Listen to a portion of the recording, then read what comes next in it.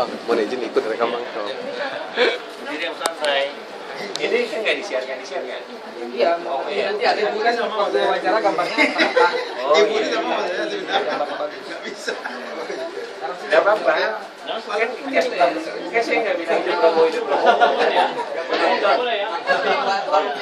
Nggak apa-apa. Lambangnya itu Bu. Iya. Ya rame kelihatan Pak.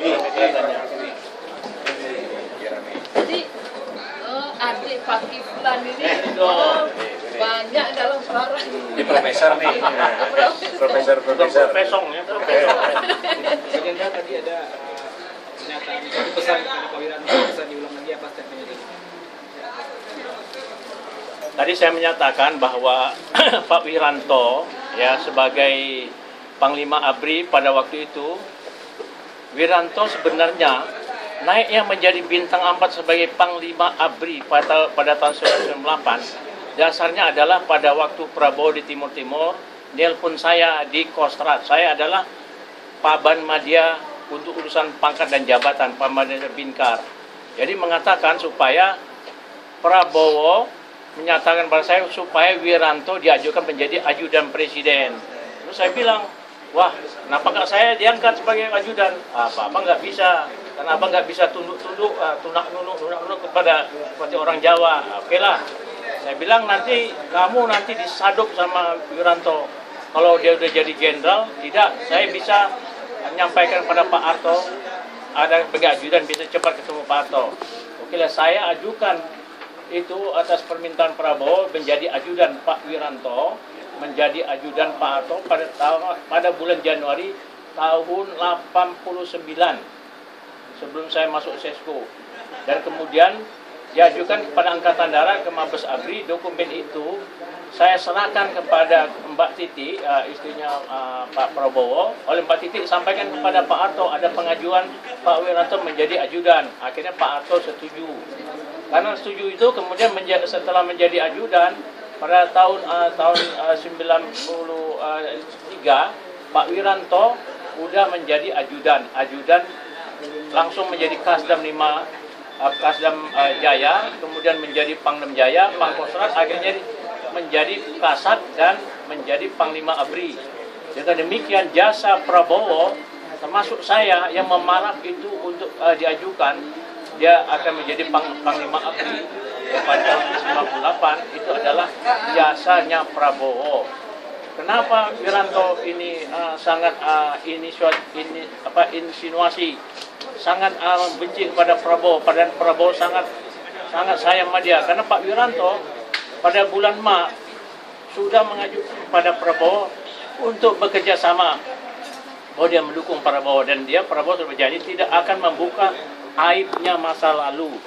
Jadi sebenarnya Prabowo sudah menyatakan dukung Wiranto, dan saya diberitahu oleh Prabowo jangan diutik-utik lagi Pak Wiranto dengan segala macam hal tahun 98. Tapi kemudian dia masuk mendukung Jokowi bersama para perwira lainnya, melakukan hal yang tidak terpuji, membongkar rahasia tentara, rahasia militer, dan dia menjelek-jelekkan Prabowo. Maka sekarang saya akan sampaikan kepada Wiranto, Anda janganlah berusaha untuk menghilangkan popularitas Prabowo. Tapi untungnya Anda menyatakan bahwa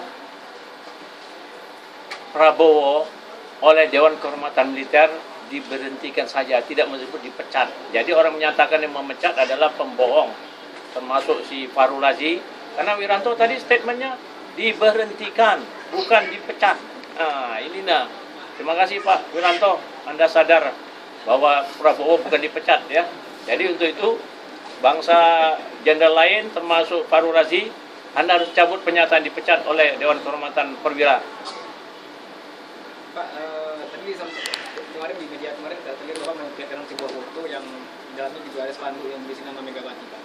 Ya, itu kalau katakan bahwa kita ini adalah melanggar hak asasi manusia, sebenarnya yang melanggar hak asasi manusia itu adalah orang-orang tertentu seperti Fordem ketika Pam Swakarsa yang saya pimpin mendukung sidang istimewa dan mengamankan MPR dari serangan massa yang ratusan ribu di sekitar MPR, saya berhasil menahannya. Di situ terlihat bahwa foto itu menyatakan pendukung Megawati. Mereka ratusan ribu membawa spanduk-spanduk pendukung Megawati.